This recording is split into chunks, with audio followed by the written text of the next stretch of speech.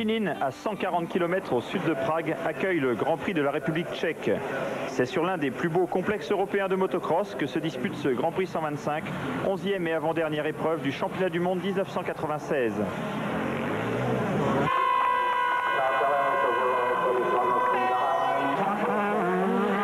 En présence de son coéquipier Claudio Federici, toujours indisponible suite à son opération, Eric Camerlengo décroche le meilleur temps du groupe A. Considéré en début de saison comme l'un des outsiders du championnat, Camerlengo tient à briller lors des derniers Grands Prix après une saison assez irrégulière.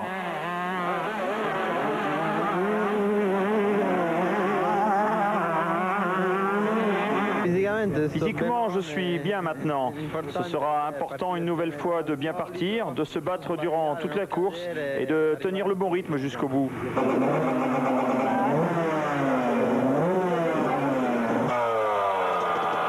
Quatrième du championnat, Luigi Segui réalise de son côté le second temps chrono de ce groupe. Ça s'annonce très bien même parce que là je pensais pas faire aussi bien et hier bon dans ma série ça roulait pas trop vite donc mon père m'a dit je pouvais. C'était ma place et bon j'ai réussi à le faire et je suis d'autant plus content parce qu'il y avait Bobby Moore avec nous tout ça et il est fort au chrono. J'ai su le regarder rouler et puis bon j'ai pu faire un bon temps chrono, je suis content. Dixième de seconde derrière Segui, on retrouve l'Italien Alex Bellometti qui confirme être désormais l'un des meilleurs privés de la catégorie et qui devance le Français Nicolas Charlier.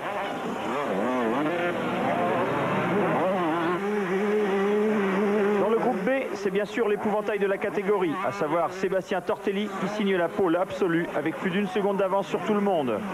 Le nouveau champion du monde ne relâche pas ses efforts et l'objectif en République tchèque est le même qu'avant. Gagner, même s'il est ici gêné par une blessure à la main.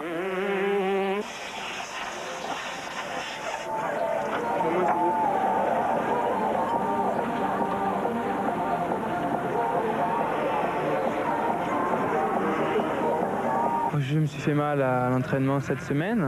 Bon, ben, c'est un petit problème, c'est pas grave, il faut faire avec. Lors des essais, ça s'est bien passé, j'ai pas trop mal, seulement dans les grands sauts. Donc je pense que je vais pouvoir faire une bonne course. Et bon, un problème à la main, je pense qu'il faut être fort mentalement et si je peux supporter la douleur, il n'y a aucun problème.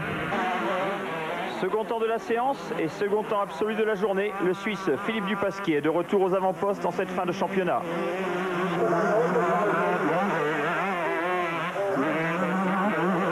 J'ai fait une saison un peu en dents de scie. J'ai essayé plusieurs trucs, certains n'ont pas marché. Là j'ai fait un super temps hier derrière Sébastien et j'espère concrétiser en manche. J'ai prouvé en Slovénie, je suis 2 fois bien parti. C'est sûr que je suis léger donc c'est un avantage. Alors j'espère que je vais pouvoir tirer mon épingle du jeu au départ. Avec le 3e chrono du groupe B, Mauro Dallago confirme de son côté l'aisance des pilotes italiens sur cette piste. Dans ce groupe B, l'ascendant sur le Britannique Paul Meilin, 4e, est mieux placé que son rival Frédéric Vial, seulement 8e de cette séance.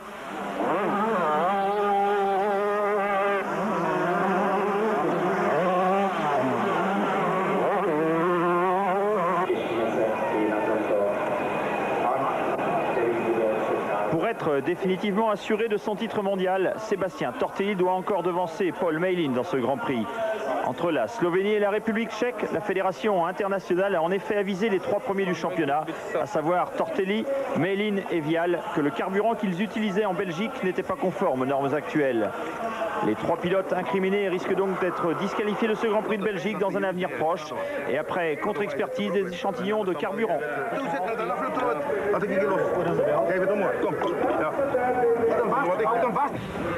Ça ne change rien pour moi. Que je sois disqualifié ou pas disqualifié, c'est la même chose. J'aurai quand même le titre, donc je vois pas pourquoi ça me perturberait.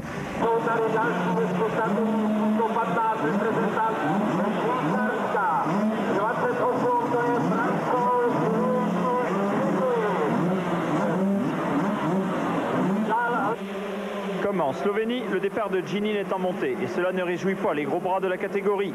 Au premier départ, c'est Eric Camerlengo qui est le plus prompt, s'élançant en tête devant Meilin, Charlier et Dallago. Avant la fin du premier tour, Camerlengo est toujours au commandement devant Meilin, Vial, Dallago, Tortelli, Moore et Charlier. Mais Camerlengo va rapidement être débordé par Meilin avant de se blesser à la cheville et de rétrograder. tête avec Tortelli dans son sillage, les deux hommes ayant déjà creusé l'écart avec Vial, Camerlengo, Dallago, Moore, Charlier et Dupasquier. Mais au quatrième tour, Meilin a dû céder aux attaques de Tortelli.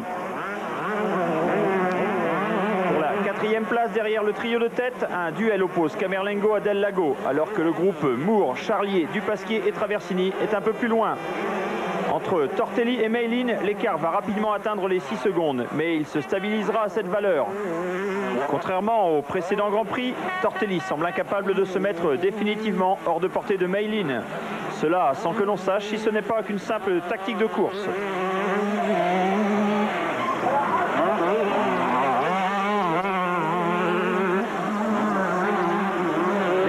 Tandem Tortelli-Malin, Vial est isolé en 3e position et la place sur le podium lui semble acquise.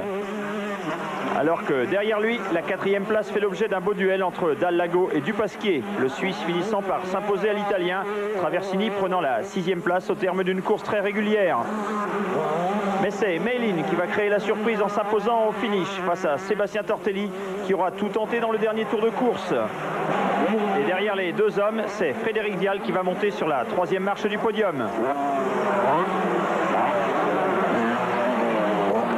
Quand j'ai passé Tortelli, j'ai réalisé qu'il ne restait que 2 tours, mais qu'il allait tout tenter jusqu'au dernier virage. Cela m'a rappelé la Belgique, où il est tombé en début de course alors qu'il était derrière moi, mais où il n'a jamais baissé les bras. Il n'est jamais satisfait tant qu'il n'a pas gagné la course, mais je me suis dit que cette fois, ça devait changer. Je n'ai pas fait de faute, je n'ai pas chuté cette fois et on s'est bien battu au coude à coude dans le dernier tour. Une fois que j'ai vu passer quelques concurrents, je me suis rendu compte que mon moteur forçait et avait des problèmes. Donc j'ai quand même essayé de passer Malin, Fred et Camerlengo. Et après, j'ai essayé de continuer. J'ai vu que je ne pouvais pas pousser un peu plus la moto, autrement je la cassais. Donc j'ai essayé de maintenir l'écart et vers la fin, j'ai senti que le moteur allait vraiment lâcher. Donc j'ai préféré rendre la main, laisser passer Paul et finir second. Bon, j'ai vu qu'il restait un tour, je me suis dit je vais quand même essayer pour le pousser à la faute. Si j'ai de la chance, ça passera. Bon, j'ai pas réussi.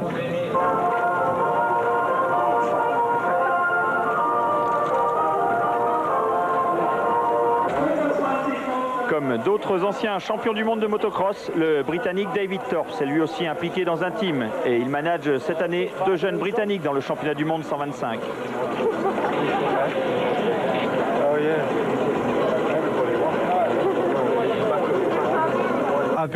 J'ai créé mon team voilà 2-3 ans, au début uniquement en Angleterre. C'est la première année où l'on vient en championnat du monde. Je pense que le 125 est une bonne catégorie. Pour les jeunes, c'est une bonne étape pour préparer le 250 et les courses sont très disputées ici.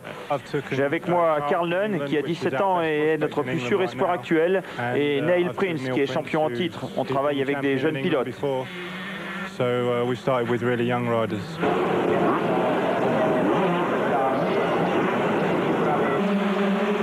Second départ et pour la première fois de la saison, c'est Sébastien Tortelli qui va réaliser le all shot devant Belometti, Vial et Meilin. Très vite, Tortelli va s'isoler en tête de la course, devançant le trio Vial, Belometti et Meilin. Derrière Tortelli, Meilin va rapidement revenir dans la roue de Frédéric Vial et mettre la pression sur le jeune Français.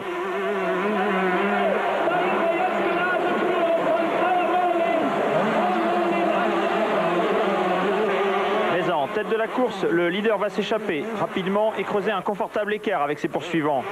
Le duel entre Vial et Meilin va être superbe et rapidement tourné à l'avantage de Meilin. Mais Vial, cette fois, garde le contact avec le Britannique.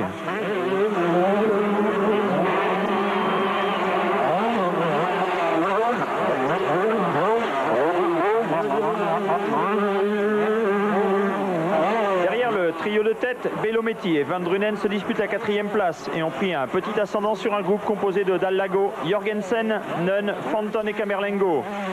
Après ces soucis de la première manche, Tortelli fait cavalier seul et prouve sa valeur, alors que Vial ne cesse pour sa part de mettre la pression sur Meilin, ce qu'il n'avait pu faire lors des derniers Grands Prix.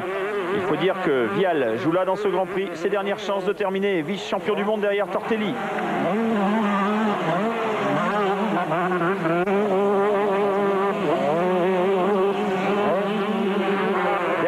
Trio de tête, la situation va rapidement se décanter et à 10 minutes de l'arrivée, Belometti s'est bien installé en 4e position devant Fanton et Camerlengo.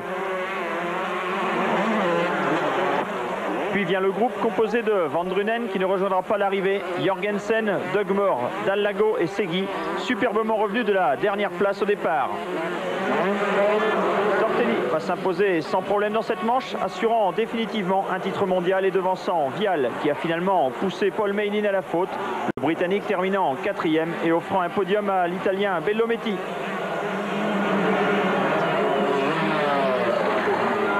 J'ai réussi à le tenir toute la manche. À un moment donné, il est parti, je suis revenu et je ne pouvais pas le passer, mais je savais que je pouvais le tenir. J'ai tenu jusqu'à la fin et il a fait une erreur parce qu'il commençait à fatiguer, je pense. Mais c'était dur parce que si vous voulez, ça fait trois courses qu'il est devant moi et il avait, je pense, un très bon moral. Il savait qu'il pouvait finir devant et il a tenu, mais bon, il a fait une faute. C'est mieux pour moi qu'il ait fait cette faute parce que je gagne quelques points. J'espère qu'en finale, j'aurai de la chance. Premier match de l'année, c'était plaisir. Bon, la manche a été parfaite pour moi. Bon résultat, bon départ, tout va bien. Révélation de cette seconde manche, l'Italien Bellometti monte pour la première fois de sa carrière sur un podium de championnat du monde. Au championnat, Tortelli est assuré du titre, mais Meilin et Vial sont toujours en lutte pour la place de vice-champion du monde. Prochain